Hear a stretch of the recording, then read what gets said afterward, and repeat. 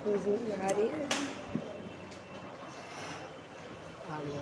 है लाइव शुरू में क्या देख रहा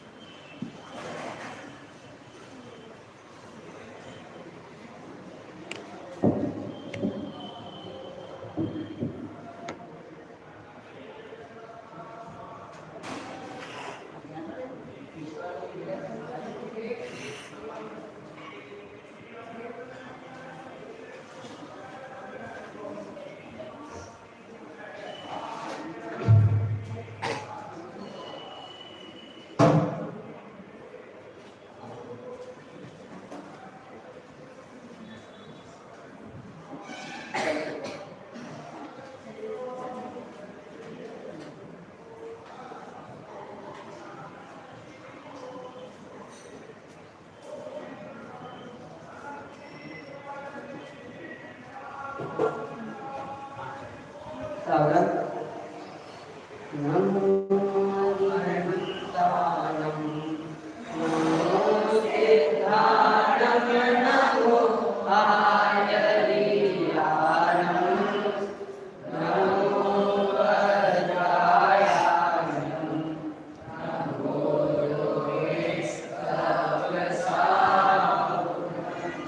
दीनभुवन में वीतराग ज्ञानता, शिव स्वरूप शिवता, नमः त्रियोग समाधिके। तो आज हम चर्चा करेंगे पंडित दौलतराम जी के छड़ाला के ऊपर। इसको लघु समाजशास्त्र भी कहा जाता है। इसके लिए आज हम देखेंगे कि मनुष्य गति और देवगति के दुखों के बारे में हम आज चर्चा करेंगे कि पंडित दौलतराम जी ने इसके अंदर क्या लिखा है कि ये जन जन के कंठ का हार बन चुका है। तो आज हम इसके बारे में चर्चा करेंगे कि इसके अंदर किन किन दुखों के बारे में वर्णन है, जो हम बचपन से लेकर बड़े तक जो अपन दुख सहन करते हैं, तो वो कैसे कैसे दुखों के बारे में वो आज इसके अंदर बताया गया है। तो तथा सबसे पहले हम ये जानते हैं कि पंडित दौलतराम जी कौन थे। इनके जीवन परिचय के बारे में हम जानते हैं, क्योंकि बहुत से लोगों को ये तो पता रहता है कि ग्रंथ कौन सा है, लेकिन उनको जो जिन्होंने लिखा है ग्रंथ वो कितने परिश्रम करके लिखा होगा, क्या करके लिखा होगा, ये किसी को पता नहीं रहता। इसलिए सर्वप्रथम तो हम ये जानते कि ये पंडित दौलतराम जी कौन थे। तो पंडित दौलतराम जी का जन्म विक्रम संवत 1855 से 1856 के मध्य तक जिला हाथरस में हुआ था। इनके पिताजी का नाम टोडरमल जी था। इनके पिताजी और जिन्होंने मोक्षमार्ग प्रकाशक की रचना की है वो टोडरमल जी, ये दोनों भिन्न भिन्न हैं, इसलिए आप यहाँ से ध्यान रखिएगा। ये गंगटीवाल गोत्रीय पल्लीवाल जाति के थे। इनके पिताजी की शादी चिंतामणि बजाज की सुपुत्री के साथ हुई थी। इनके दो पुत्र हुए थे, जिसमें जो बड़े थे उनका नाम था टीकाराम जी और छोटे जो थे उनका नाम था दौलतराम जी।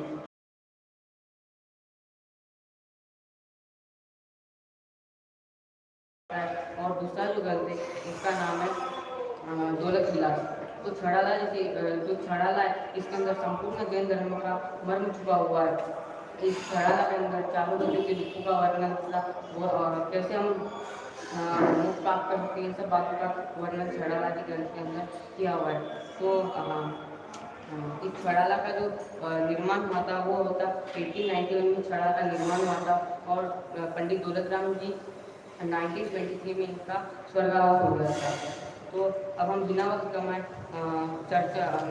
प्रथम भाग के ऊपर चर्चा करेंगे। आज हम मनुष्य गति और देवगति के दुखों के बारे में चर्चा करेंगे। तो समय इतना गवाते हुए हम प्रारंभ करते हैं। मैं पढ़ रहा हूँ, आप भी मेरे साथ पढ़िए। जननी उदर पस्यो नवमास, अंगस उजते पायो त्रास, निरस्त जे दुख पाए हो, इनको प्रयत्न आगे हो। तो इस क्षण में पंडित दौलतराम जी कहते हैं कि जननी उदर बस्यो नवमास, मतलब जननी मतलब माता के, और उदर मतलब पेट में। हम माता के पेट में 9 मास मतलब 9 महीने रहे, और कैसे रहे कि अंग सकुचते पायो त्रासी, हम एक ही पोजीशन में सिकुड़ के 9 महीने रहे। मतलब कितनी वेदना होती होगी एक ही पोजीशन में अगर अपने को रहना है 9 महीने, तो हमें कितनी वेदना होती होगी। इसको अगर मैं आपको एक उदाहरण से समझूँ कि अभी का ही उदाहरण ले लो, अभी मेरे पास पंडित जी का प्रवचन होगा, पंडित जी प्रवचन 10 मिनट नहीं होंगे, सब लोग अपनी पालतियाँ बदलने लग जाएंगे, कभी इधर से बैठेंगे, कभी उधर से बैठेंगे, तो अपनी पालतियाँ बदलने लग जाएंगे।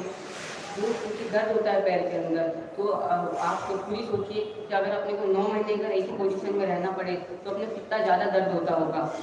अगर अपन स्कूल में अगर लेट पहुंचे कभी, तो मैं अपने को खड़ा कर देती है, क्यों, क्योंकि लेट आए तो अपने को पूरा पीरियड खड़ा रहना पड़ता है ना, तो पूरे पीरियड में अपने कितने पैर दर्द करते हैं। तो वैसे ही अगर 9 महीने अपन माँ के पेट में रहते हैं तो बहुत ज़्यादा अपन वेदना सहन करते हैं, पर अब यहीं पे दुख खत्म नहीं होते। आगे क्या कहते हैं, निकसत जे दुख पाए हो तिनको कहतन आवे हो, कि निकलने के समय भी हम अनंत अनंत दुख सहन करते हैं, कि निकलते समय भी कितनी वेदना होती है, कि तीव्र वेदना होती है हमें, और निकलने के बाद भी हमें वेदना ही होती है। क्यों, क्योंकि फिर डॉक्टर हमें उस लेक्चर पर रखते हैं साइड में, तो फिर डॉक्टर क्या उस चीज़ मारता है, क्यों मारता है कि हम रोने चाहिए।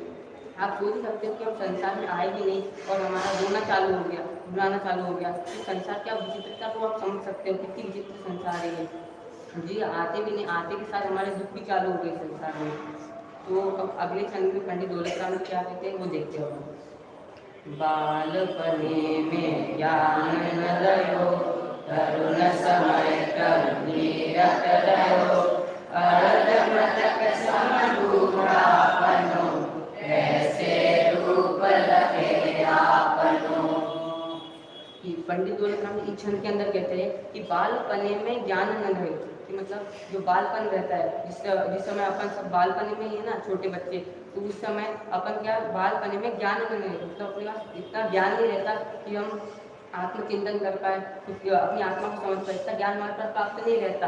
तो हम क्या पूरी मस्ती मजाक में अपना बालपन पूरा निकाल देते हैं, व्यर्थ कर देते हैं, जिससे अपन क्या कि आत्मचिंतन नहीं कर पाते, फिर सब अपने आत्मा को समझ नहीं पाते। इस वजह फिर आगे आगे क्या कहते हैं पंडित दौलत राम जी कि तरुण समय तरुणी रख रहे, तरुण जब अपन के बड़े हो जाते तब उनकी शादी हो जाती है, तो शादी हो जाती तो बच्चे भी हो जाते, तो बच्चे हो जाते तो जो आदमी रहता है वो क्या, वो पैसे कमाने के बारे में सोचता रहता है। क्यों, क्योंकि उसको माता पिता को भी संभालना रहता है, अपने बच्चों की पढ़ाई की आगे का खर्चा वगैरह वो सब देखना पड़ता है, अपनी पूरी फौज वगैरह सब पूरी करनी रहती है ना, तो इस वजह से क्या होता है कि वो पैसे कमाने के इसमें चला जाता है, तो वो धर्म कुछ ज़्यादा कर नहीं पाता, फिर इस वजह से वो उस टाइम पे भी आत्मचिंतन नहीं करता। उसके बाद फिर उसके बाद क्या कहते हैं, अर्ध मृतक सम बूढ़ा बनो कैसे दुख लगे आप लोग, कि अर्ध मृतक मतलब आधे मरे मरे से, कहते हैं कि बुढ़ापा आ जाता है, बुढ़ापा मतलब अर्धमरा सही ना, कि अपना जो इंद्रिया रहती है वो अपनी साथ नहीं रहती, कि कभी आँख खराब हो, अपनी आँख कमजोर हो जाती है जिससे देख नहीं पाते, कान खराब हो जाते हैं जिससे सुन नहीं पाते, अपना शरीर भी अपने साथ नहीं दे पाता।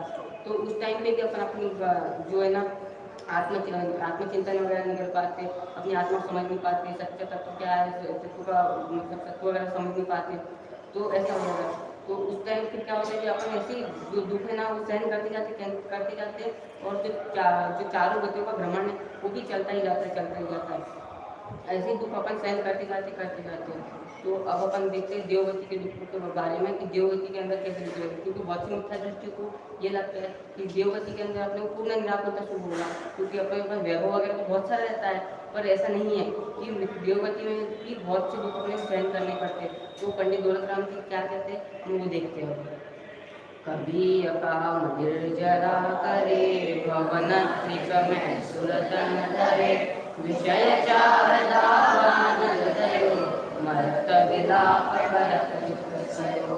कि पंडित दौलत राम जी छंद क्या थे, अभी अकाम निर्जरा करे, भवन त्रिक में सुरतन धरे, कि अगर अपन ने थोड़ा सा आत्मचिंतन वगैरह कर लिया, सुख अपन ने कर लिए, तो उसके बाद अपन देवगति में जन्म लेते, तो देवगति में भी जन्म लेते हैं। तो देवगति में 4 प्रकार के देव रहते हैं, एक तो भवनवासी, व्यंतरवासी, ज्योतिषी और वैमानिक। इस छंद के अंदर पंडित दौलत राम जी 3 देवों की चर्चा किए, और जो चौथे देव है उसके अगले वाले छंद के अंदर पंडित दौलत राम जी चर्चा किए। तो क्या कहते हैं दौलत राम जी, अगर अपन थोड़ा सा सुख कर लिया, थोड़ा सा अपने आत्मचिंतन करें, तो अपन देवगति में जन्म लेते हैं। तो देवगति में जन्म लेने के बाद जो वहाँ पे है ना, तो अपने उच्च पद वाले जो देव रहते हैं ना, तो उनका वैभव देख के जो छोटे जो देव रहते हैं ना, तो उनको ईर्ष्या होती है, ईर्ष्या मतलब जलन होती है, तो जलन होती है तो फिर उनको कषाय वगैरह हो जाती है, तो पाप करने लग जाते हैं। और वहाँ पे कैसा रहता है कि जो उच्च पद वाले देव हैं जिनका ज़्यादा वैभव अपने रहते हैं, तो वो अपने को अगर कोई भी कार्य पता है तो अपने को कार्य मानना पड़ता है। जैसे मैं आपको उदाहरण से समझाऊँ तो अपन यहाँ पे छात्रावास में पढ़ रहे हैं, अपन सारे कौन है स्टूडेंट्स है और अपने वार्डन कौन है, मोहित भैया, भूषण भैया, अजय भैया, अंकल, ये अपने वार्डन है। तो अगर ये अपने कोई भी काम बताए तो अपने को काम करना पड़ता है ना। अगर 12 बजे भी बताए तो अपने को करना पड़ेगा। तो वैसे उसी प्रकार अपने को देवगति के अंदर जो उच्च पद वाले देव होते हैं वो हमें कोई भी काम बताए वो अपने को पालन करना पड़ता है, वो मानना पड़ता है। तथा देवगति के अंदर कैसा रहता है कि देवों के गले के अंतर कंठ में एक माला रहती है जो 6 महीने मरण जब आता है उससे 6 महीने पहले वो मुरझा जाती है। तो मुरझा जाती है तो उस देव को पता चलेगा 6 महीने बाद मैं मरने वाला हूँ। फिर उसको कैसा कैसा लगता है कि अब मैं जो भोग सामग्री इसको ज़्यादा मैं अब भोग नहीं पाऊंगा, मैं मर जाऊंगा। तो ऐसे ऐसे उसको भाव आने लग जाते हैं मन के अंदर। तो फिर क्या होता है, ऐसे तो भाव आते हैं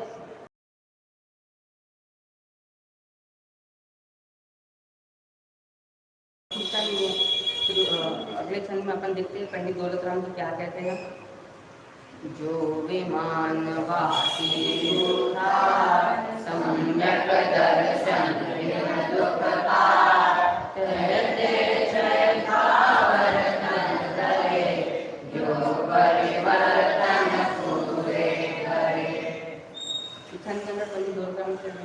कि अगर अपन वैमानिक देव बने, विमानवासी देव, तो उस वैमानवासी देव के अंदर अपने पास सम्यक दर्शन नहीं रहता, मतलब सम्यक दर्शन बिंदु पर। तो वैमानिक देव के अंदर हमने जन्म लिया तो बिना सम्यक दर्शन के रहते हैं अपन लोग, अपना सच्चा ज्ञान प्राप्त नहीं रहता जिससे आत्मचिंतन करता हूँ पूरा। तो बिना सम्यक दर्शन के रहते हैं और फिर क्या करते हैं, वैसे दुख का मैंने बताई कैसे कैसे दुख सहन करते हैं वो देवगति के अंदर, तो वैसे दुख सहन करते रहते हैं। फिर वहाँ से मरने के बाद फिर वो कहाँ जन्म लेते हैं, कहते चले था वर्तन धरे जो परिवर्तन पूरे करे।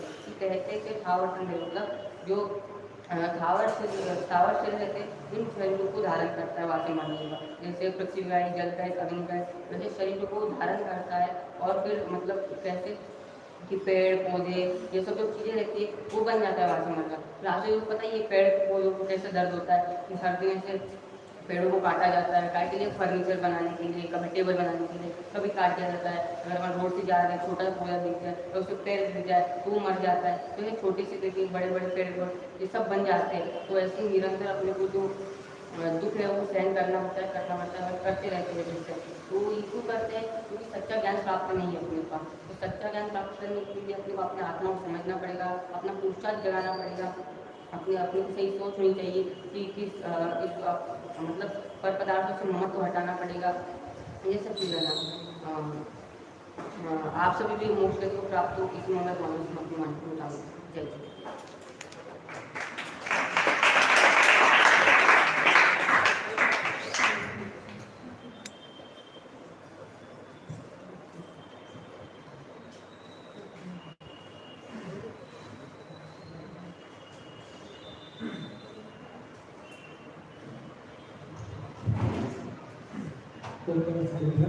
अभी कक्षा 10वीं के छात्र आर्यन से शैलाला की पहली धाम पर और नरकपति और देवपति की मनुष्यपति और देवपति की कर रही थी।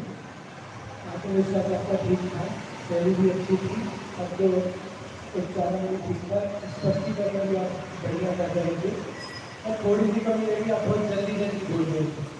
अब जल्दी जल्दी बोल रहे थे तो आप क्या बात कहना चाह रहे थे, पिछली बात कोई समझता था तो दूसरी बात निकल जाती थी। आप कोशिश करें, क्योंकि कोई बात तो भूल ऐसी नहीं है तो बड़ी बात नहीं है, लेकिन ये जो शैली है वो आप थोड़ा और स्लो बोलना करें तो बहुत अच्छी आपकी शैली हो जाएगी। और एक और टेक्निकल बात है, हमने सुना है कि देव की माला मुरझा जाती है, तो माला मुरझाने का कोई प्रश्न नहीं है वहाँ पे, क्योंकि धूल की तो बनती नहीं है, सब आभूषणों की माला होती है। तो टेक्निकली रीजन देखा जाए तो उनकी आंखों की ज्योति कम पड़ जाती है, उससे क्या होता है बाकी सारी चीजों को फीकी फीकी या कम रोशनी वाली दिखने लगती है। तो इस वजह से 6 महीने पहले ये जो टेक्निकली रीजन है कि भाई माला मुरझाना वो तो बराबर नहीं बैठता, क्योंकि मुरझाने का प्रश्न ही नहीं है, सोने चांदी थोड़ी मुरझाते हैं कभी। तो उनकी हाँ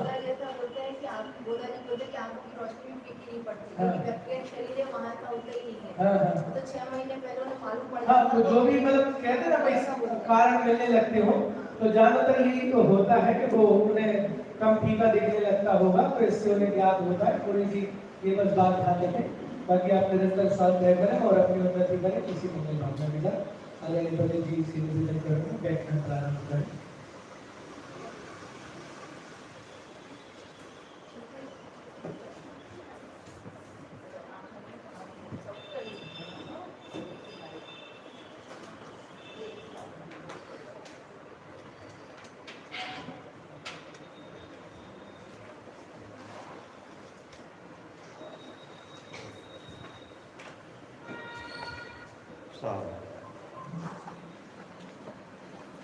श्री ओम सीखने वाले नमो हरिहंताय नमो सिद्धाय नमो माये नमो वत्साय नमो नरेशाय मंगलम भगवान वीरो मंगलो गौतमो हरि मंगलम कुंतुम राधे और जय नमोस्तु मंगलम सर्वमंगल मांगल्यम सब कल्याणकारकम अभानाम सर्वमनाम जैनम जयतु साधनम जैनम जयतु साधनम मंगल में मंगल करण कीर्तिराज विज्ञान नमो ताहि जाते प्रे अधंतादि महान कर मंगल करी वो महान ग्रंथ पठन के का जाते मिले समाज सर्व पाए मिल पदरा। श्री मोक्षनाथ आचार्य सातवां अधिकार, इसमें जैन मिथ्या दृष्टि का विवेचन है।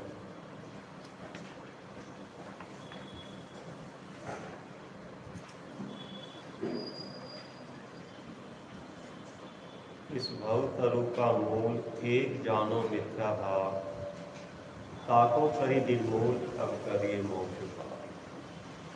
जो जीव ज्ञानी हैं, जिन्हें देव की आज्ञा मानते हैं, उनके भी मिथ्यात रहता है, उसका वर्णन करते हैं। क्योंकि जो जीव ज्ञानी हैं उनके मिथ्यात कैसे रहता है कि भार की क्रिया वचनों का सुधार तो होता है, भावों का सुधार होता है, क्रिया का सुधार करते हैं, क्रिया में विवेक भी रखते हैं। रखना, धरना, उठाना, भागना, पूजा करते समय, स्वाध्याय करते समय बहुत विवेक रखते हैं, परिणामों की संभाल भी करते हैं, क्रिया की संभाल करते हैं, परिणामों की संभाल करते हैं, कसाई की ममता रहती है। संसार शरीर भोगों से भी उदासीनता रहती है, इच्छा शक्ति मर जाती है। ये उनकी बात कहते हैं। जैनी है तो जैनी की तीन कसाई नहीं होती, मंदी ही रहती है कसाई। एक जैनी का लक्षण है। अंदर में दया के परिणाम भी रहते हैं थोड़े बहुत।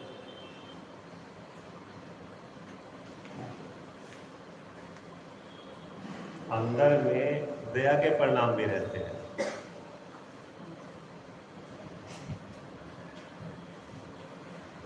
लेन देन में कहीं भी किसी के प्रति अपशब्द निकल जावे, दूसरे वाले के प्रति कुछ शब्दों में कठोर शब्द निकल जावे, उसके प्रति व्यवहार गलत हो जावे, तो इतनी सरलता दिखाते कि तुरंत क्षमा मांग ले।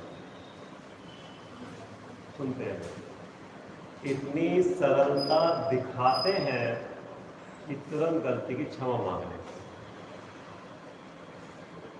सरलता अंदर से आई नहीं, लेकिन सरल बनने का एक प्रयास कर। सुनते आने के बाद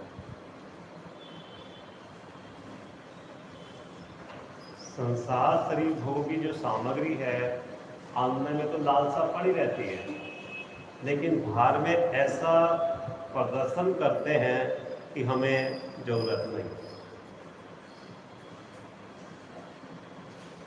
इनकी बात चल रही है, जो जिन्हें देव की आज्ञा मानते हैं, साथ साथ 6 दल का विचार करते हैं, पढ़ते हैं, मोक्ष की बात करते हैं, उनके भी मिथ्यात है। क्यों मिथ्यात रहता है? वो जितनी भी लोग क्रिया करते हैं शुभ वाली, उसके पीछे एक दिखावट बनावट रहता है, सेहत का नहीं रहता। मैं कुछ ऐसा करूं कि सामने वाले की नज़र में दिखे कि मैं कुछ धर्मात्मा हूं, स्वाध्याय वाले हैं, मुमुक्षु हैं, ऐसा ही कोई ऐसे दिखावटपना रहता है। तो जब दिखावटपना है तो पर्याय में हम पाना, सेहत का नहीं है। भाव जी की सारी कोशिश ये रहती है कि मैं सामने वाले को प्रभावित करूं। सुनते हैं,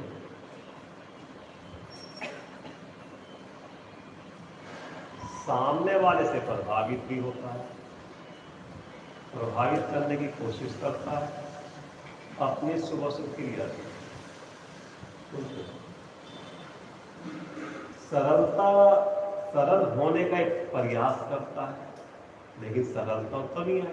क्योंकि सरलता तो अंदर में अनंतानुबंधी मायाचारी का भाव होगा, तब सरलता सहज आएगी, अंदर से आएगी, वो तो आई नहीं। बाहर में दया दिखाते हैं, लेकिन अंदर में दया भी आई नहीं, क्योंकि अपनी आत्मा राग देश से निरंतर जलती है। ऐसा जीव को ऐसा ज्ञान में जचता है, तो राग देश के अभाव होने पर जब यहाँ अहिंसक परिणति प्रकट होती है, वीतराग परिणति प्रकट होती है, तो स्वयं पर दया होती है, सहज ही होती है वो, कि जो अपनी आत्मा को विकल्पों से जलाता नहीं है, तो अपने व्यवहार से किसी अन्य जीव की परिणाम कलुषित हो, उसके लिए सावधान रहते हैं। उस पर की दया ये है उसकी, जो अपनी आत्मा को भी राग देश से बचाता है, तो वो दूसरे वाले के प्रति, सामने जीव के प्रति इतनी सावधानी रखता है कि हमारी किसी चेतन के परिणाम कलुषित ना हो, तो उसकी दया ये है प्रतिष्ठा पर। वहां वो दया पालनी नहीं पड़ती, दया सहज होती है। हम दया दिखावें, हमें दया करनी है, इसमें कर्तव्य बुद्धि है, हमें दया करनी है, हम दया करें, हमें भी दया करनी चाहिए। और एक ऐसे भाव नहीं आते कि दया सहज रहती है, बहुत अंतर है। पंडित जी आए हैं, हमें भी तो चौका लगाना चाहिए। पंडित जी आए हैं तो हमें भी तो मंदिर जाना चाहिए, हमें भी तो स्वाध्याय बैठना चाहिए। इसमें और यहाँ समागम बना, हमें ये लाभ लेना है, इसमें कितना अंतर है, जमीन आसमान का अंतर। कि बहुत संयोग से पुण्य समागम मिला है, अब तक समागम नहीं था इस प्रकार का, तो हमें सारा काम छोड़ के, विकल्प छोड़ के यहाँ से समागम से लाभ लेना। एक तो ये अभिप्राय है, और एक ये है कि हमें भी तो जाना चाहिए। दोनों में अभिप्राय, हमें भी तो दिखाना चाहिए कि यहाँ पे संख्या ज्यादा रहती, स्वाध्याय चलती है, तो उसके पीछे क्या है? परिणामों की निर्मलता का अभिप्राय है,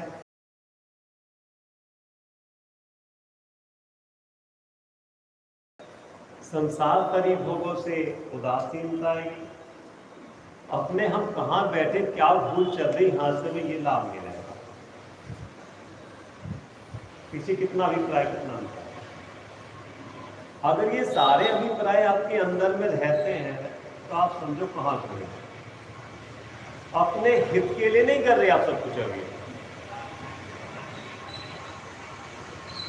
अब सिर्फ मात्र ये दिखाने के लिए कर रहे हो, इससे मेरा हित होता है, इनमें मेरे भोजन की सिद्धि होती है, ऐसा तो अभिप्राय है नहीं।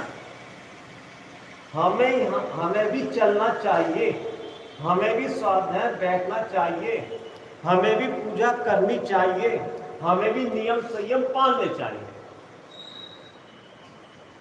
ये नियम संयम इसलिए पाल लिए कि नियम के माध्यम से राग मन पड़ता है भैया। जो किसी चीज का भी त्याग हो, एक भी नियम है, उसके पीछे अगर ये है कि इस चीज का नियम लेने से रागमन पड़ता है, कसाय मन पड़ती है। समझना भैया, कसाय मन करने के कारणों का अवलंबन लेना पुण्य भाव है, और स्वभाव का से लेके कसाय का भाव कर देना उसका नाम धर्म है। तो पहले बुद्धि को जारी थी, रस में जारी थी, नियम लेके अपने उपयोग को रोकता है, वो बात है। तो बिना नियम लिए उपयोग ठहरता नहीं। मात्र रस त्याग करने का लक्ष्य नहीं है, कसाय मन करने का लक्ष्य नहीं है, लक्ष्य जो है कसाय का अभाव करने का। तो प्रयोजन ठीक है। एक बात, अगर ये भी प्रयोजन नहीं है तो उनसे तो भला है। अचानक कहीं भी उसको गिराने की कोशिश नहीं करें। जिसने उन्हें देखा देखी भी नियम लिया है, रस्सी का त्याग करा है, हरि का त्याग करा है, और उससे तो भला है। जो नियम भी नहीं लेते उससे तो भला, देखा देखी लिया है और उससे तो भला है।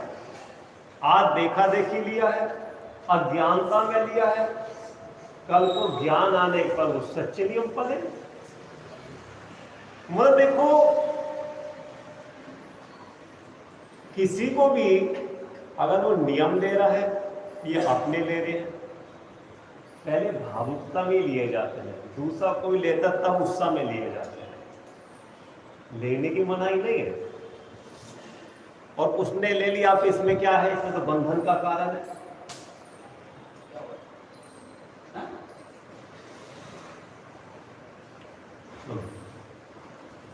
तो बंधन का कारण है, तो उसको भाव ही नहीं होने तुमने के, तो बंधन का कारण है, वो आगे लेगा।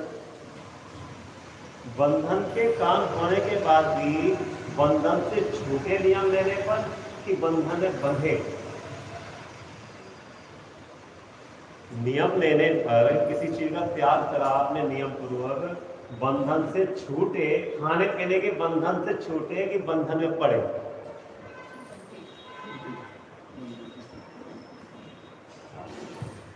तो जितनी देर वो खाने पीने के विकल्पों से छूटे, उतनी देर जो आश्रम आ रहा था पाप का, उसका तो रुकाव हुआ। तो उन जीवों से तो भला है ये जीव भी, क्यों देखा देखी भावुकता में बिना समझ के करा, उससे तो भला है जो नहीं लेता। लेकिन वो उसी में संतुष्ट नहीं हो, उसी को धर्म ना माने, उसी को मोक्ष माने। मोक्ष मार्ग तो स्वभाव के आश्रय से हो। तो मोह रूपी नदी को, मिथ्यात्व को पार करके अपने स्वरूप की प्राप्ति कर लेगा। जो जीव जैनी है, जिन्हें देव की आज्ञा मानते पड़ोस में, उनके भी मिथ्यात्व रहता है, उसका वर्णन करते हैं। क्योंकि इस मिथ्यात्व बैरी काल से भी बुरा है, विपरीत मानता काल से भी, इसलिए सूक्ष्म मिथ्यात्व भी त्यागने योग्य है। अब देखो, वहां जिनागम में निश्चय व्यवहार रूप दो प्रकार का वर्णन है। निश्चय तो यथार्थ स्वरूप है, तो व्यवहार मोक्ष मार्ग क्या है, जो परा के आश्रित है, पराश्रित, जिसमें पर का आश्रय होता है, वो पराश्रित व्यवहार है। निश्चय व्यवहार क्या है, निश्चय मोक्ष मार्ग क्या है, जिसमें पर का मन का, वचन का, काय का जहां सहारा नहीं होता, निरालंबी जो सहारा है वो अपना आत्मा, वो मोक्ष मार्ग है। जिसमें पर का सहारा लिया जाता है वो सहारा व्यवहार है। तो दोनों प्रकार का जिनागम में दोनों प्रकार का वर्णन है। तो दोनों से ही मोक्ष मार्ग हुआ क्या? जब आप कह रहे हो व्यवहार दो प्रकार का है, मोक्ष मार्ग व्यवहार और निश्चय, तो हम तो दोनों को अंगीकार करेंगे, व्यवहार को भी अंगीकार करेंगे, निश्चय को भी अंगीकार करेंगे। उपादेय तो एक व्यायक स्वरूप ही होता है निश्चय, जिसमें पर का अवलंबन नहीं होता, उसको तो उपादेय समझकर उसका लक्ष्य करे, उपयोग को उसमें झुकावे। व्यवहार के कार्य में परिवर्ता उसको अवलंबन जाने, साधन को साधन जाने, साधन को साध्य ना माने, तब तो ठीक है। तो उसका मोक्ष मार्ग चालू है। एक जीव कहता हम दोनों का अवलंबन लेंगे तो मोक्ष मार्ग होगा, तो दोनों को उपादेय रूप से निश्चय जैसे पालेंगे। दूसरा जीव कहता है जब व्यवहार मोक्ष मार्ग है तो व्यवहार मोक्ष मार्ग को हम क्यों अंगीकार करें, ये बाहर में क्रिया आदि का अवलंबन क्यों ले रहे जब ये बंद का मार्ग है। दूसरा जीव ये कहता है कि निश्चय से कुछ नहीं होता, व्यवहार भी तो बनना पड़ेगा। तो वो निश्चय लेगा जो आश्रय अपना भगवान आत्मा है उसका लक्ष्य नहीं करता, उसकी दृष्टिकरण नहीं करता, उपयोग उसमें नहीं झुकाता, वो व्यवहार के जितने भी साधन हैं उन्हीं को मोक्ष मार्ग मान के उसी में लगा रहता है। देखिए बात समझ में आ रही है। अब निश्चय व्यवहार का जो स्वरूप है उसका स्वरूप बताते हैं। उनमें यथार्थ का नाम निश्चय है। यथार्थ माने जिसमें पर का आश्रय नहीं है, मन वचन काय का भी जिसमें अवलंबन नहीं है वो निश्चय है। जब तक मन वचन काय का अवलंबन है तब तक व्यवहार। जब तक आप घर से यहां तक नहीं आए वो सारा व्यवहार है, और यहां से आने के बाद निश्चय वो अपने मंदिर में आ गए। अब भगवान की पूजा करने के लिए, अभिषेक करने के लिए सारा आपने उद्यम करा, पानी छाना, गर्म करा, सामने, अब ये सारा व्यवहार है। ये तो व्यवहार किसके लिए है? भगवान की पूजा अभिषेक करने के लिए, ठीक है ना।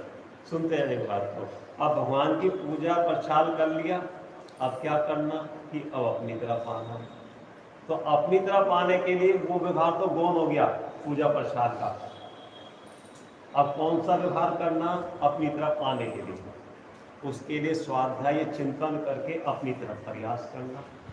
तो चिंतन करना, स्वाध्याय करना वो व्यवहार है, और अपने घर में आ जाना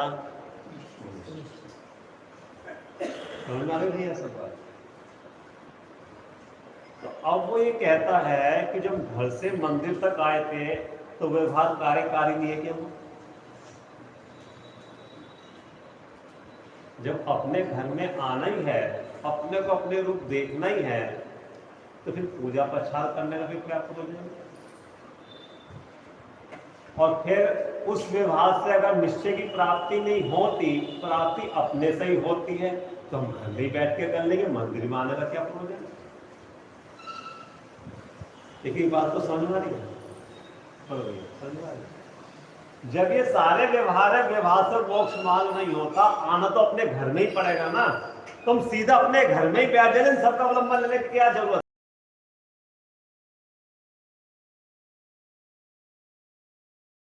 जब तक तेरा उपयोग विषय कसाय में लगा, इंद्रियों में लगा हुआ है, सीधे अपने घर में नहीं आ सकता।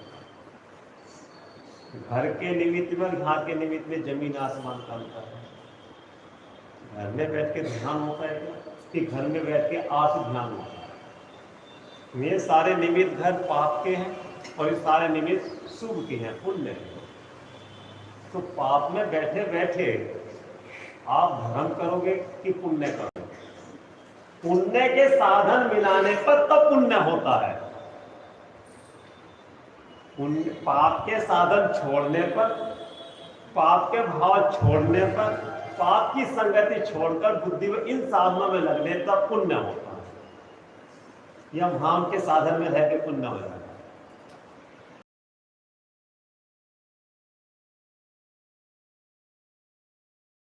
की संगति वो हे है, सर्वता है, और पाप की सामग्री छोड़ के पुण्य की सामग्री लगना कथनचित उपादेय है। कथनचित उपादेय। तो कथनचित उपादेय क्यों है? कि अपने घर में आना इसलिए उपादेय है। ये अपने घर को नजदीक करते हैं, और विषय भोग की सामग्री अपने घर से दूर करते कि अपने घर में नजदीक करते हैं। सुनो, किसी वजह से किसी कन्या का अपने पति से अनबन हो गई, मोक्ष प्रकाश नहीं होता। तो जो कन्या का पति से अनबन हो गई तो पिता के घर जाएगी या मित्र के जाएगी? हम आपसे किसके घर जाएगी? और किसके घर जाना है, ठिकाना कहाँ मिलेगा, उसकी सिर की रक्षा कहाँ रहेगी। और पिताजी उसे अपने घर में रख के सहारा देके अपने हाथ रख लेंगे या समझा बुझा के फिर पति के घर भेज देंगे। सुनते जाने के बाद तो जो लड़की समझदार है, जिसे अपने सिर की रक्षा करनी है, सदाचार जिसको अपने कुल की, समाज की, अपनी हित की रक्षा करनी है, पहली बात तो अपने घर से वो निकलेगी नहीं पति के यहाँ, क्योंकि स्थायी ठिकाना तो वही है ना अपने गैस में भगवान आत्मा। और किसी वजह से कर्म का उदय से पंडिती अपनी निकल जावे तो पिता के पास जाएगी, माता के पास आएगी, वो पंडिती की खोटी संगति हो जाएगी। बोलो भैया ज्ञान क्या काम करेगा, जबकि अपने घर पर छोड़कर पिता का घर भी भेद है। कोई ऐसी स्थायी ठिकाना नहीं है, स्थायी ठिकाना तो यही है, रहने लायक तो यही है। जैसे भी अपने घर में ही रहो, पिता के घर में भी आपकी इज्जत नहीं है, लेकिन वहां से तो भला है।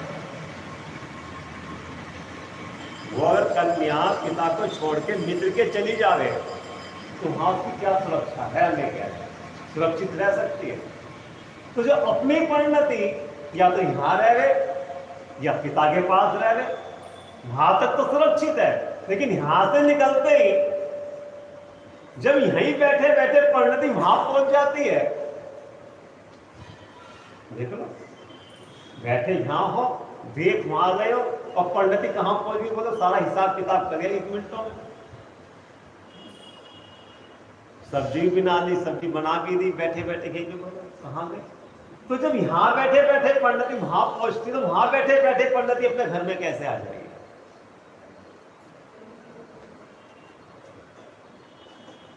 तो फिर विवेक क्या काम करेगा, उन निमित्त को छोड़कर जो पाप के आश्रय थे उनके अंदर आना, यहां आना। अपने घर से दूर है लेकिन अपने घर के नजदीक में नहीं। यहां आने के बाद घर अपना नजदीक है तभी दूर हो जाता है। बोलो भैया, इनके पास आने के बाद अपना घर दूर हो जाता है कि अपना घर दिखने लगता है इनको देखकर। इनको देखकर अपना घर दिखता नहीं दिखता,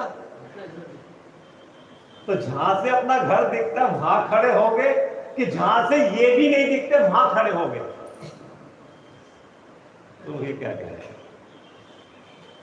जहां नजदीकता होगी अपने घर को देखने की, वो व्यवहार है मोक्ष मार्ग का। और जहां से अपने भी नहीं दिखते, वो मोक्ष मार्ग का व्यवहार भी नहीं है, वो पाप का व्यवहार है। निश्चय व्यवहार का तो वर्णन नहीं है। तो उसको व्यवहार कहता है, घर गृहस्थी के कार्य को व्यवहार कहता है कि व्यवहार तो करना पड़ेगा ना हमें। तो वो मोक्ष मार्ग का व्यवहार है, घर गृहस्थी का काम है। अगर जीव से किसी ये कहे कि भैया स्वाध्याय कराकर, धर्म ध्यान कराकर, चिंतन कर, कि व्यवहार भी तो करना पड़ेगा, तो व्यवहार की मना कौन कर रहे हैं। तो व्यवहार कौन सा करना चाहिए कि घर गृहस्थी काम भी तो करना पड़ेगा, वो भी तो व्यवहार है। किसका व्यवहार है, पुण्य का व्यवहार है, धर्म का व्यवहार है कि पाप का व्यवहार है।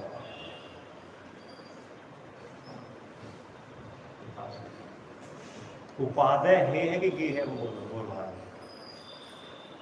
बोलो, हे है कि उपादेय है, वो व्यवहार है। तो सर्वता उपादेय ज्ञान स्वरूप भगवान आत्मा ठहरना रमना ही वही उपादेय, वही निश्चय है। लेकिन जब यहां नहीं ठहरा जाता तो इस व्यवहार का अंगीकार किया जाता है। जब मुनिराज अपने स्वरूपाचरण में नहीं ठहर पाते हैं तो बुद्धि पर पंच महाभूत संति गुप्ति का अवलंबन लेते हैं। पाप में तो नहीं जाते। आप यहां से छोड़ के कहां जाओगे, शुद्धोपयोग में जाओगे कि अशुद्धोपयोग में जाओगे। देखो, जो आत्मा का लक्ष्य नहीं है भैया, स्वभाव में जाने का लक्ष्य नहीं है, स्वभाव की दृष्टि नहीं है, स्वभाव का विचार भी नहीं है, तो यहां से छूटने के बाद कहाँ जाओगे। यहाँ पे आ जाओगे या वहां बैठोगे या यहाँ से छूटते ही पाप में जाओगे।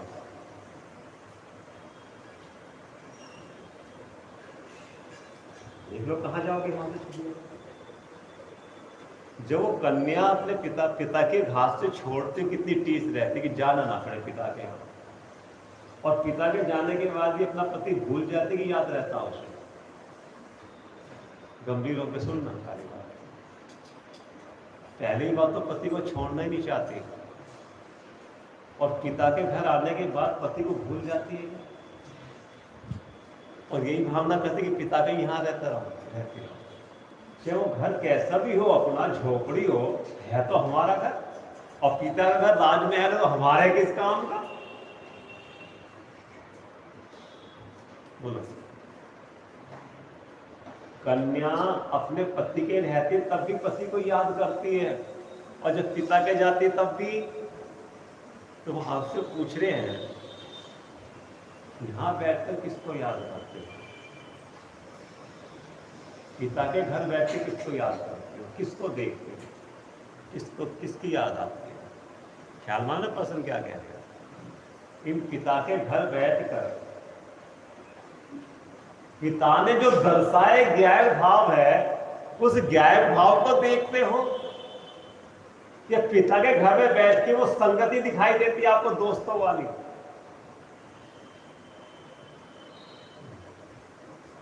कहां जाओगे? या तो पिता के पास रह गए तो सुरक्षित है ये परिणति, और पिता के घर में बैठकर अगर वो दिखाई देती है तो तेरी रुचि आत्म कल्याण करने की नहीं है, तेरी रुचि किसे भोगी पड़ी ये कहा। किसकी रुचि है? किसे भोगी? रुचि तो उसको कहते हैं कि जो हर काम करते में एक जय भाव की रुचता, तो दूसरा कुछ नहीं रुचता, उसको कहते हैं रुचि। लेकिन तुझे तो ये भी नहीं रुचते, तेरे को तो ये भी नहीं रुचते, तो ज्ञान भाव तो बहुत दूर की बात है। तो तुझे रुचता क्या है? फिर आचार्य तुझे रुचता क्या है? तो दो ही तो तत्व है रुचने में, एक तो ज्ञान स्वभाव आत्मा और दूसरा पुद्गल। तो अपने से पूछो तुझे पुद्गल रुचता है, पुद्गल की अधिकता रहती तो पुद्गल में क्या है जो तुझे रुचता? क्या है पुद्गल में जो आपको रुचता है? मतलब ये सब बात अपने के पूछनी है अपने से। जब तक नहीं पूछोगे ना वो मिथ्यात्व जहर अंदर में काम करता है। बोलोगे अगर अपने से बार बार सवाल करोगे कि तुझे जो रुचता है उसका स्वरूप क्या है, तो तेरे लायक है क्या, तेरी जाति का है क्या, उससे तुझे मिलता क्या है, ये प्रश्न जब बार बार पूछोगे तो जवाब नहीं आएगा अंदर से। इससे पसंद करेंगे यहाँ किस चीज की कमी है, तो आप यहाँ से निकल तो यहाँ बैठ नहीं पाते, और वहां जाने के बाद पूर्ति हो जाएगी किसी चीज की। वहां जाने के बाद संतुष्टि रहती कि वहां भी असंतुष्ट रहते हैं।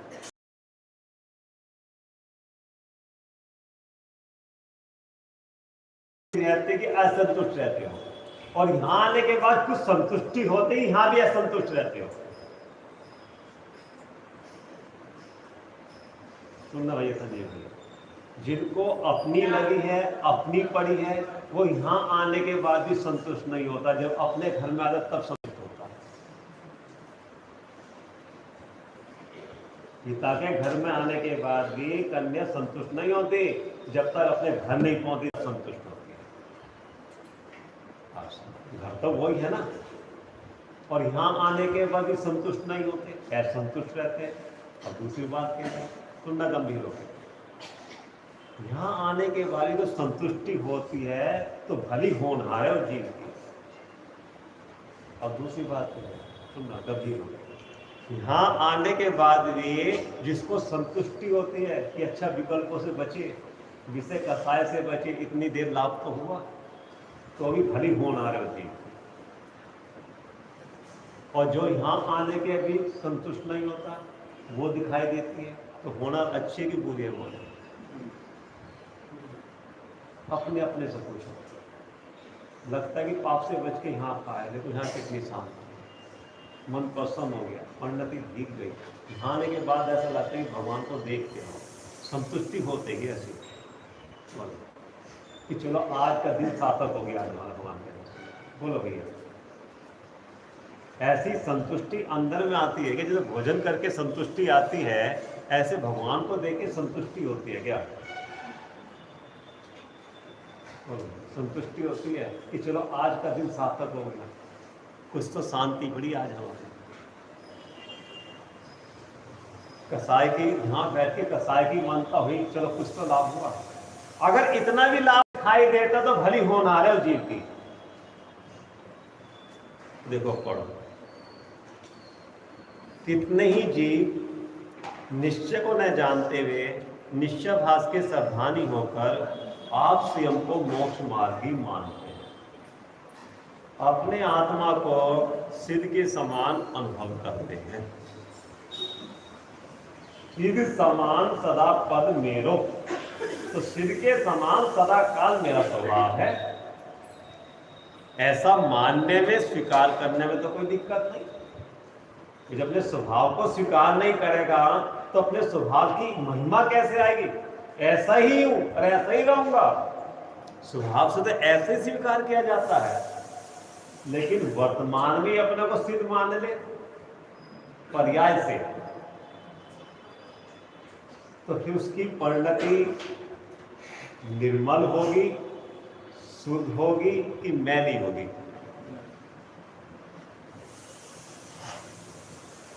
उदाहरण देना, गरम पानी को ठंडा मान के पी ले तो मरेगा कि वो जलेगा, क्या बचेगा? होगा कपड़ा मैला हो रहा है, सुनने की बात को, कपड़ा मैला हो रहा है, जबकि कपड़ा मैला नहीं होता, मैला तो मैल है। कहते ना कि भैया तेरा कपड़ा तो मैला हो रहा है, एक ने कहा कि नहीं तुझे पता नहीं, मैल तो ऊपर ही ऊपर है, कपड़ा तो सफेद ही रहता है हमेशा। मैल तो मैल होता है, कपड़ा का मैल है नहीं तो कपड़ा तो सफेद है। ठीक है आपकी बात, कपड़ा स्वच्छ है, मैल मैल में है, कपड़ा कपड़ा में है, वो मैल कपड़े के अंदर घुसा नहीं है, ये बात सही ठीक है। लेकिन वर्तमान में कपड़ा कैसा है? सफेद है कि मैला है? कि मैला है। तो किसके संयोग से हुआ? कि पर के संयोग से हुआ।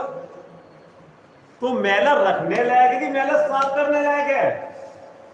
जबकि कपड़े को साफ नहीं करना, साफ तो मैल को ही करना है। कपड़ा तो अब भी स्वच्छ है, लेकिन मैले कपड़े को स्वच्छ मान के पहनता रहेगा तो उसमें तो बदबू उठेगी कि खुशबू उठेगी? बोलो। जो वर्तमान में जीव की जैसी परिणति है, जैसा उसके साथ संयोग है, उसका ज्ञान नहीं करोगे तो धोने का उद्यम कैसे करेंगे अपनी परिणति को? भेद विज्ञान साबु भयो, धोवे सर्वर नीर, धोबी अंतरात्मा, धोवे निर्गुण चीज। भेद विज्ञान की साबुन लेकर और समता रूपी जल लेकर धोने वाला कौन है? धोबी अंतरात्मा, जिसे अंतरात्मा बनना है। बहिरात्मा, अंतरात्मा, परमात्मा। बहिरात्मा कौन कहता है? किसको कहलाता है बहिरात्मा? बोला।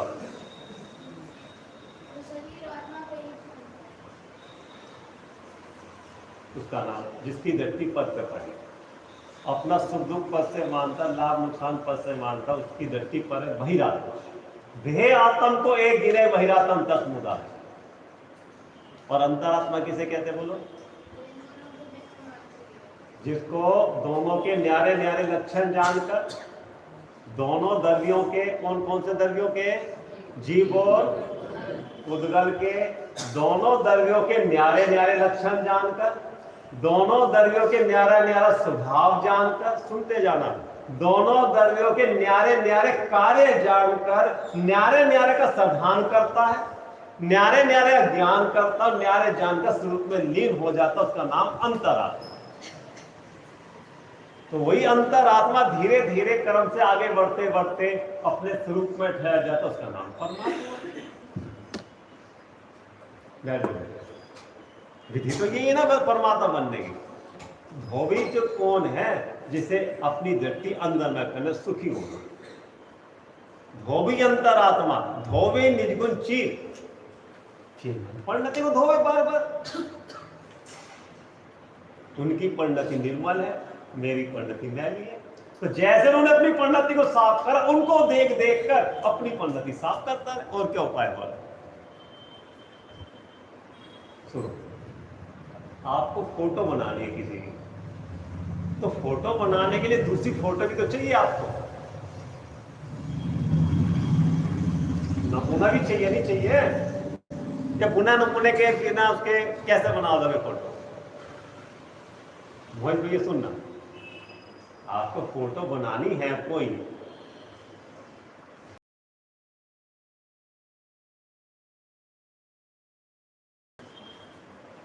अगर जिसको शुभ होना है, सुखी होना है, तो सामने वो व्यक्ति भी तो होना चाहिए जैसा अपने को बनना, उसी से मिलान कर करके फोटो बनाओगे अपनी।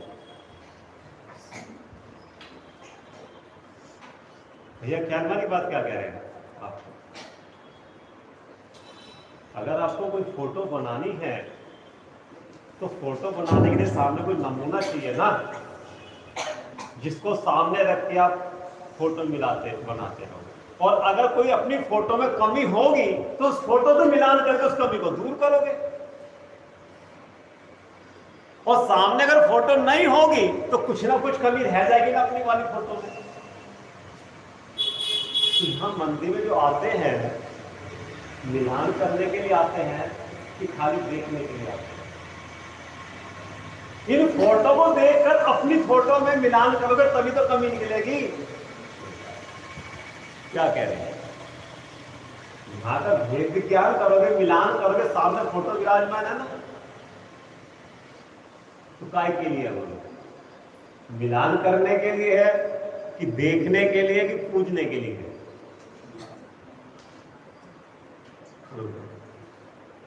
वो कारीगर भी जो निकालता उसमें से पत्थर में से फोटो, उसके कहते नमूना होता है उसके पास। फोटो बनाता है कि विकार हटाता है वो पत्थर में से? बोलो भैया, पत्थर में फोटो बनाता है, मतलब भगवान बनाता है, ये उसके जो वेस्ट फालतू विकारी था उनको हटाता जाता है। भगवान तो है ही पत्थर में। क्या कह रहे हैं? बोलो क्या कहना चाह रहे हैं? बोलो बेटे क्या कह रहे हैं? खड़े हो। जो कारीगर शिल्पी है उसको पत्थर दिया, तो पत्थर में से भगवान बना के, भगवान है उसमें पत्थर में है, तो कारीगर क्या बनाता है? भगवान बनाता है कि फालतू पत्थर हटाता विकारी सबको, जो उसमें बाधक थे। भगवान की प्रतिमा को बाधक जो उभरना ही नहीं दे थे। ऐसे ही भगवान आत्मा देह रूपी देवालय में मौजूद है, तो दिखता क्यों नहीं? तेरी मिथ्यात्म मोह राग जैसे कान विकार के कारण नहीं दिखता। तो विकार को हटाना मिथ्यात्म रूपी कि भगवान को प्रकट करना, भगवान तो प्रकट ही है।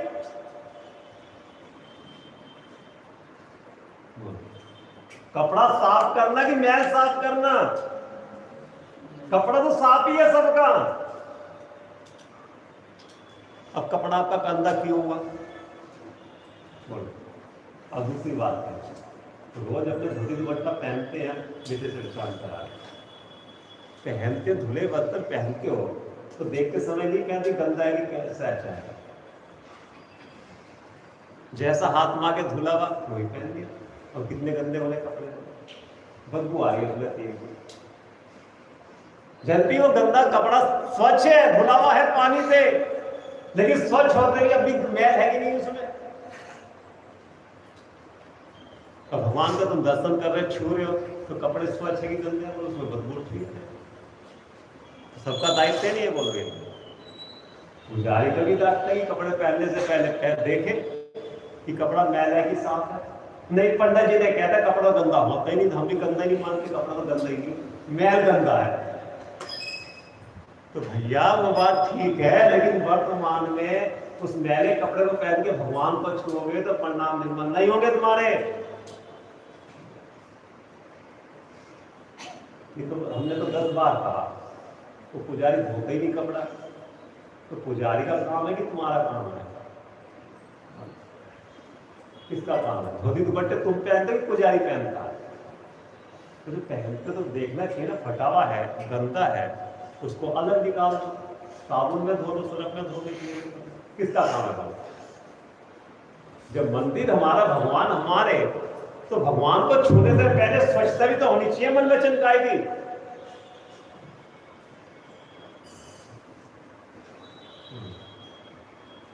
जो ऑपरेशन थिएटर में जाते वो तो स्वच्छ होके नहीं जाते, कपड़े बदलेंगे, हाथ पैर धोएंगे, सैनिटाइज करेंगे बोलो, और यहाँ भगवान को छूने से पहले उसी धोती दुपट्टे पसीने पूछने लग रहे हैं, उसी से नाक में उंगली देने लग रहे, खुजाने लग रहे, भगवान का भी छू दिए।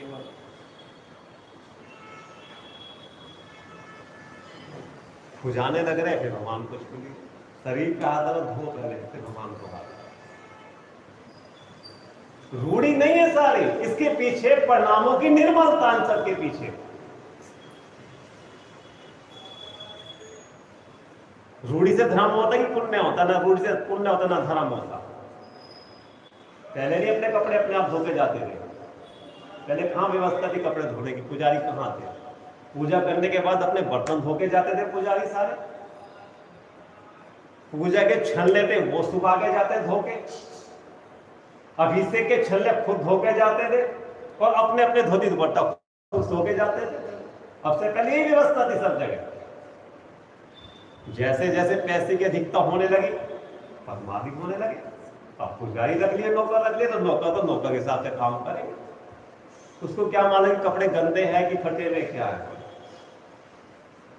जब आप ये समझो, स्वच्छ बिल्कुल नए कोरे कपड़े पहन के रिश्तेदार के यहाँ जाते हो, बिल्कुल कोरे हटा पहन के नहीं, सिलाई करके जाते हो, उनको इतना विवेक रखते हो, 3 लोग के नाथ के पास जा रहे हो, अरे प्रभु जब एक मंत्री से मिलने जाते हो तो बोलो कितना भारे विवेक रखते हो। ऐसे चले जाओ खड़े खड़े कि चलो मंत्री से मिलने जा रहे हो, चक्रवर्ती से मिलने जा रहे हो, तो न्योछावर राशि लेके जाते।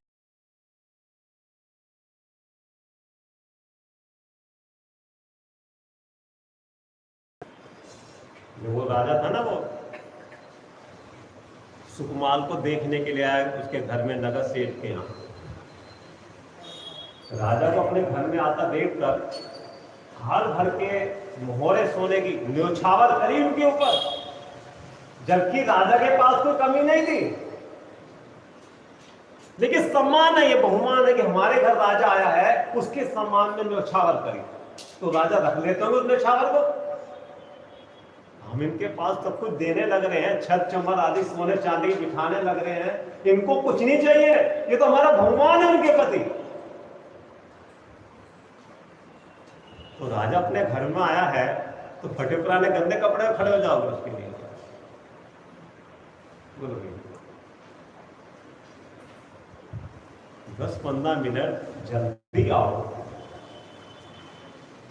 जो कपड़े पुराने हैं फटे हुए हैं उनको अलग कर दो। साल 2 साल के बाद पुराने कपड़े अलग निकाल दो, नए धोती दुपट्टा फिर लिया। पुराने कब तक कपड़े पहनोगे? पुरानी सोच रहेगी। भगवान के सामने जाओ तो स्वच्छ कपड़े होने चाहिए, बिल्कुल चटकी रहेगा, मजबूत, सिले हुए नहीं। दरिद्रता की निशानी है ये, पुराने कपड़े पहनना बोलो। जब घर में पुरानी चीज नहीं रखते, टूटी फूटी चीज नहीं रखते, आप बोलो घर में पहनते कपड़े पुराने, टूटी फूटी चीज रखते हो, और फिर मंदिर में तो उससे भी ज्यादा ध्यान रखना पड़ेगा आपको, घर से भी ज्यादा ध्यान यहाँ रखना अपने को, स्वच्छता का। कहीं तो परिणाम अपने स्वच्छ होंगे। बोलो भैया,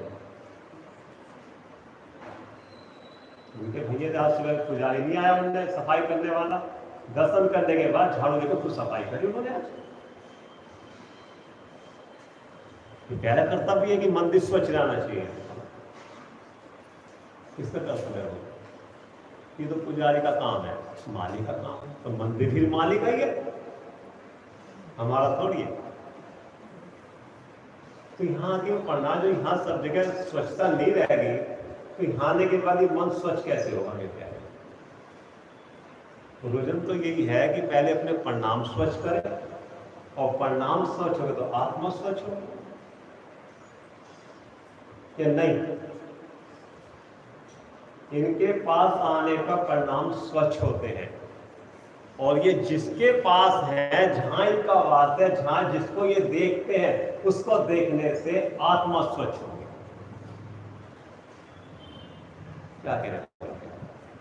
इनको देखने से परिणाम स्वच्छ होते हैं, निर्मल होते हैं। ये जिनको देखते हैं उसको देखने से आत्मा स्वच्छ हो जाती है। रोजन तो ये है, बाहर की स्वच्छता और अंदर की स्वच्छता। बाहर की स्वच्छता भी जरूरी है, और बाहर की स्वच्छता मात्र कार्यकारी नहीं है।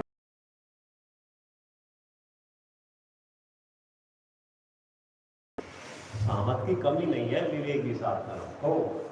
पुराने कपड़े नहीं पहनो, नए निकालो, धोती दुपट्टे मंगवा लो, पुराने कपड़े गठरिया बांध के रखो, बहुत गंदे हैं, मलिन हो रहे हैं। आप 2 दुपट्टे निकाले, बदबू आई तो उसमें तेल की, हफ्ते में धोते रहो उनको सरफ पानी में। जैसे अपने आप करो, घर का काम नहीं करते वो लोग। हम एक वहां शर्म आते घर का काम करने, घर अपना है। आप इसका नाम है वरीयवर्ती। बोलो हाथ पैर दबाना ही वरीयवर्ती है कि आज्ञा मानना वरीयवर्ती है? जिन्हें देव की आज्ञा मानते जो जीव ज्ञानी है, तो ये आज्ञा में नहीं है, तो ये भी आज्ञा है कि नहीं? वरीयवर्ती करना, जिनवानी की वरीयवर्ती करना, मंदिर की वरीयवर्ती करना, सेवा। वरीयवर्ती का मतलब सेवा है, ठीक है ना भैया? सेवा करने के पीछे उद्देश्य क्या है? मन प्रसन्न।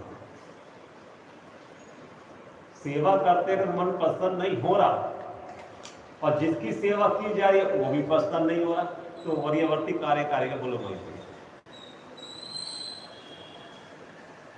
वरीयवर्ती करते हैं हम तो पिताजी की, तो पिताजी की वरीयवर्ती करते हुए मन प्रसन्न होता है कि दुखी होकर करता है?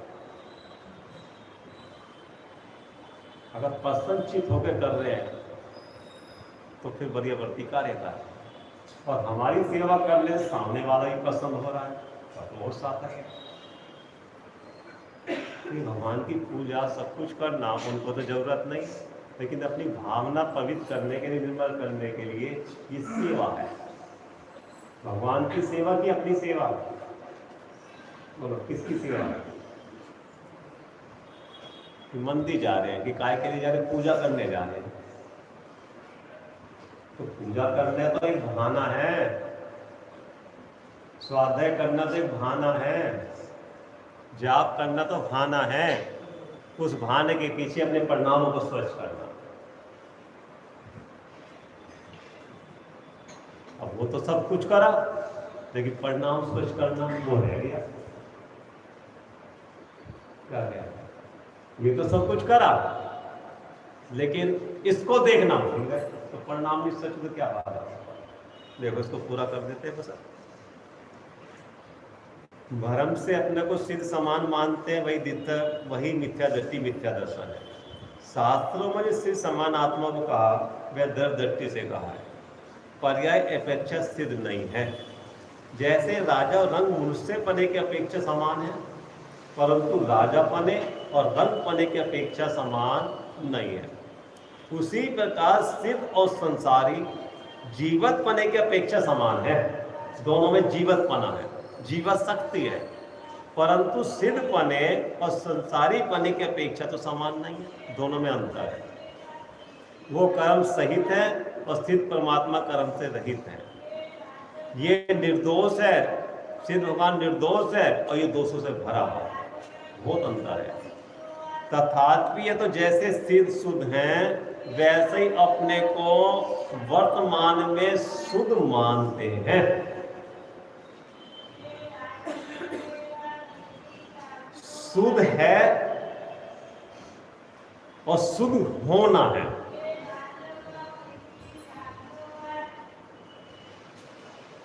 शुद्ध हूं, सिद्ध के समान हूं, ये दृष्टि का विषय है। और शुद्ध होना है, ये चारित्र पुरुषार्थ का कहना विषय है। बताओ, खुलासा करो। मैं सिद्ध के समान हूं, अभी हूं, ये किसका विषय है? श्रद्धा का विषय, दृष्टि का विषय है। और शुद्ध होना है, ये पुरुषार्थ का विषय है।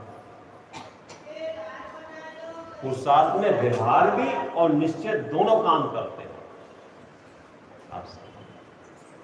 इसलिए थोड़ा पढ़ो, थोड़ा सुनो, और जितना पढ़ा सुना उसका अंदर में चिंतन करो, अवलोकन करो, विचार। बैठना 10 मिनट, चलो 10 मिनट बैठ जाओ।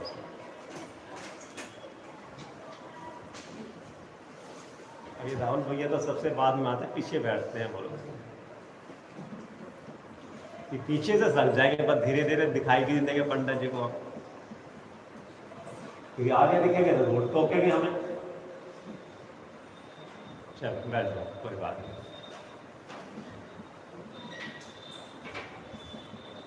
बिल्कुल रिलैक्स होके बैठे, अपने को अकेला देखो, किसी का विकल्प नहीं करो, विकल्प को रोको भी नहीं।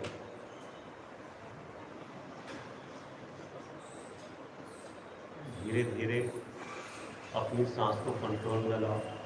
सांस आ रही है, जा रही है, जैसी आ रही से देखते रहो। सांस को सांस कौन देख रहा है, जानना है, धीरे धीरे उसे महसूस करो।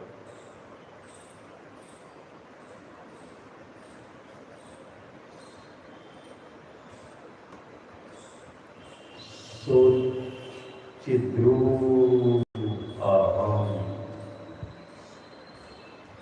हे आत्माओं, जैसे शिव भगवान शुद्ध है, ऐसे तेरा आत्मा भी शुद्ध है।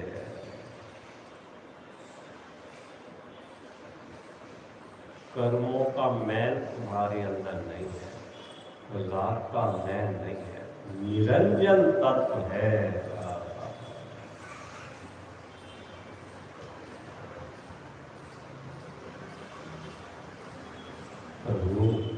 विचार तो कर, तुम कौन है, तुम्हारा स्वरूप क्या है? तीन लोक के नाथ भगवान आत्मा सच्चिदानंद प्रभु अभी है, अभी स्वीकार कर।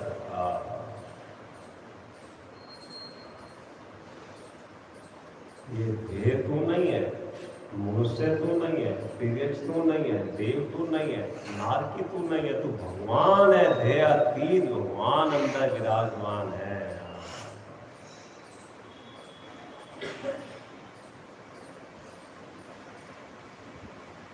बोलो, देखो, धीरे धीरे महसूस करो। ये जागरूक वाला सांस हो रहा है, उसमें हाँ लावस, ये मैं ऐसा ही हूं।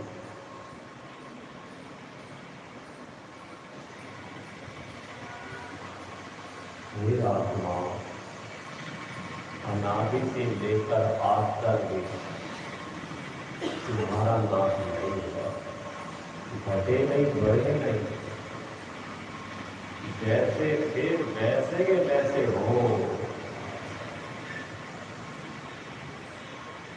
भाई, ये दुनिया बुद्धि छोड़, संयोग में सुख नहीं है, इंद्रियों में सुख नहीं है, सुख तो सुख में से आता है।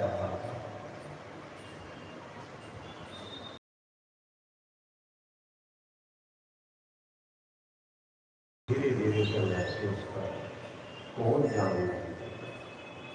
शांत शांत शांत, कितनी शांति अंदर। जैसे भगवान अपने सुख का भोग कर रहे हैं, ऐसे मेरे अंदर में भी लबालब सुख भरा, कोई कमी नहीं है। देखो अंदर काय की जरूरत है?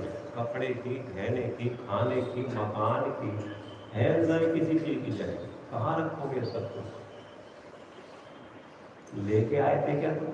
लेके जाओगे क्या सब? फिर आसक्ति क्यों है? इसकी मांग क्यों आती है? इसकी जरूरत क्यों लगती? पुद्गल है और तू चेतन है। पूछ अपने से। ये पागलपन छोड़ो, मोह का पागलपन है तो वो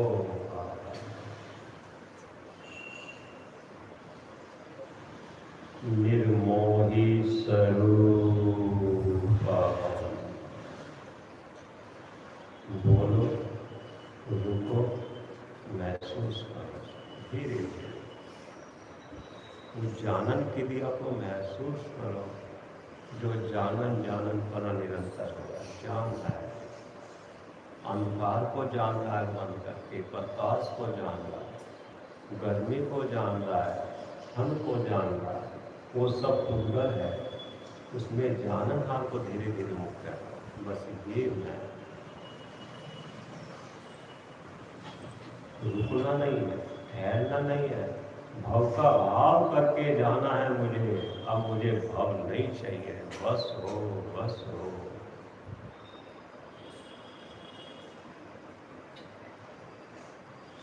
हे आत्माओं, आपका जन्म नहीं है तो जन्म की पीड़ा क्यों? आजन्मा तक है। आपका मरण नहीं होता तो मरने का डर क्यों? किसका मरण होगा पूछो, भय से रहित हो जाओ। अरे जिसका होगा उसका होगा, मेरा कुछ नहीं होने वाला। अजर अमर तत्व हो।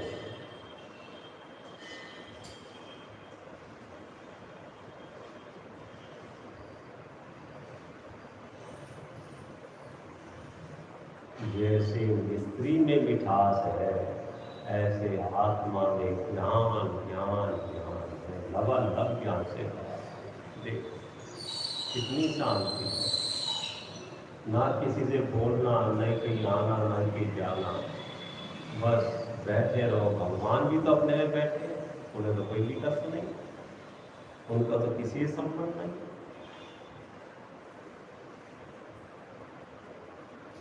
धीरे धीरे आदत डालो, बैठने के नियम लेके बैठो। खाते पीते सोते जागते बस ये धारा चलती है। मैं जानने वाला, करने वाला, करने की क्रिया पुद्गल की है।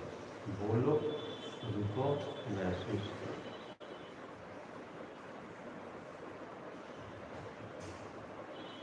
सीरियो सिद्धेवाय, सीरियो सिद्धेवाय, सीरियो सिद्धेवाय।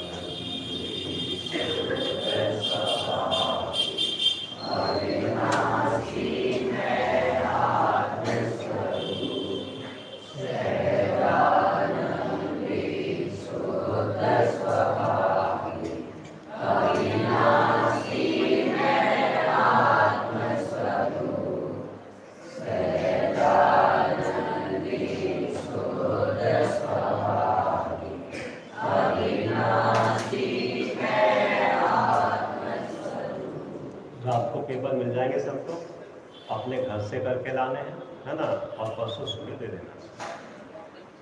बच्चों वाले सब तो नहीं देंगे पेपर। लघु जैन सिद्धांत ऋषिका कौन कौन दे सकता बच्चा? हाँ, नहीं देंगे, सभी देंगे। दोनों नहीं हाथ उठाएंगे। जो जो हाँ? देना है अनिवार्य। अच्छा, ठीक है। बड़ों को भी अनिवार्य नहीं, बड़ों को तो है ही, बड़ों को तो है ही।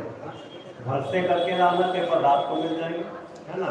जितना आवे उतना ठीक है ना? कोई ऐसा आकुल व्याकुल